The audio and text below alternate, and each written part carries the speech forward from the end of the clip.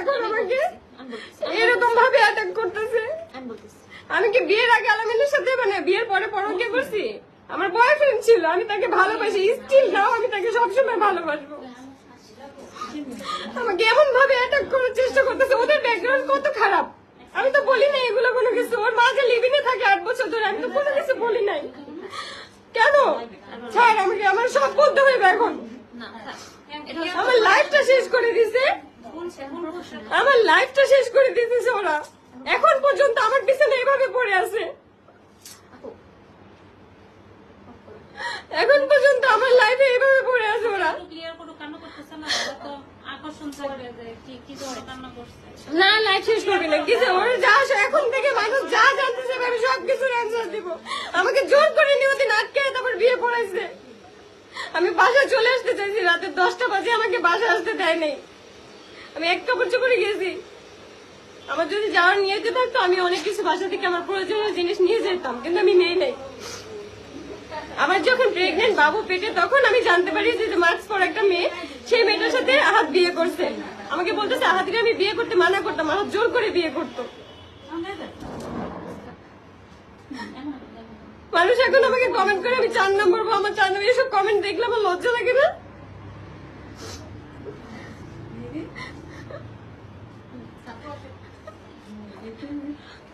আপু কিন্তু অনেক ইমোশনাল, তো আপনারা কেন ওনাকে এইসব ওরা ইরফান, জিহাদ, তারপর হইতেছে সামি, মুন্তা, ওরা সবাই মিলে আমাকে এরকম ভাবে অ্যাটাক করতেছে।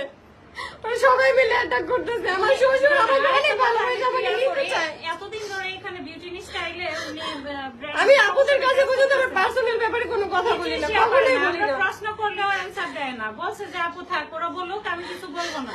কিন্তু এখন তো দেখলাম যে আপনারা আমার আজকে যে বয়ফ্রেন্ড নিয়ে আপু কথা বললো, আমি আমার বিয়ের পরেও মানে 2 মাস আমার বিয়ের বয়স, তখন আমি সেই আলামিনের কাছ থেকে 10,000 টাকা নিয়ে এসে ওদেরকে বাজার করে খাওয়াইছি। ওদের বাজার করার টাকা ছিল না। না না, উনি কিন্তু যথেষ্ট আমার এমন একটা বয়ফ্রেন্ড, আমার বিপদে সবসময় আমার পাশে থাকে, সবসময় এই ধরনের কথাবার্তা বলতেই চায় না। এতদিন ধরে তোর সাথে আমার কোনো কথা নেই, কোনো কিছু হয় না। কি বলে, হ্যাঁ আগে চুপ থাকো না, আমি এই পর্যন্ত আর অনেক চুপ ছিলাম, এখন আমি আর চুপ থাকবো না, আমি আর কখনোই চুপ থাকবো না। আমাকে নিয়ে ওরা বিয়ে ব্যবসা করছে, ওরা সবসময় আমাকে বলতো যে সারাদিন আমি কান্না করি, কোনো সমস্যা নেই, কিন্তু ভিডিওতে যখন আমি আসবো তখন যেন আমার হাসি মুখ থাকে, আমার হাসি ফেস থাকে। এটা কেন বলতো? বিয়ে ব্যবসার জন্য বলতো না? আমার মা আর বাবাকে শুধু 1,30,000 টাকা দেওয়া হয়েছে 1 কোটি টাকা ইনকামের মধ্যে, আর সবসময় ওর মাকে 40,000, 50,000 টাকা করে দেওয়া হইতো, মাসের বাজার দেওয়া হইতো, সবকিছু দেওয়া হইতো। আমার বাপ মারে কি দিছে, কি করছে আমার বাপ মার জন্য? ভিউকে ওইখানে যে হয়েছে, আমার ইনকাম ছিল না, আমি কামাই নেই ওইখানে। 30 লাখ টাকা যদি আপু ইনকাম থাকে, সেখানে 10 লাখ কি আমার না? হ্যাঁ অবশ্যই, কারণ আপনারও তো শ্রম আছে এখানে। আপু তিশার মায়ের চরিত্র ঠিক নাই, তিশার চরিত্র ঠিক নাই, এটা ওরাই জানে। ওদের গ্রাম থেকে বের করে দিছে কেন? ওদের চরিত্র খুব ভালো, এই জন্য ওরাই জানে।